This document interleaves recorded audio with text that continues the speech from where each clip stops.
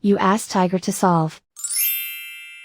This deals with linear equations with one unknown. The final result is a equals -8. Let's solve it step by step. Simplify the expression. Expand the parentheses. Simplify the arithmetic. Swap sides.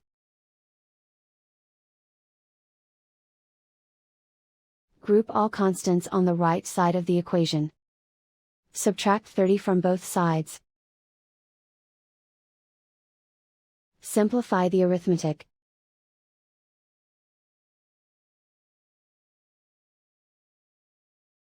Isolate the a. Divide both sides by 5.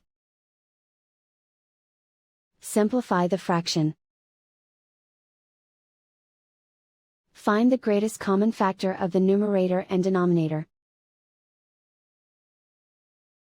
Factor out and cancel the greatest common factor. And so the final result is a equals -8.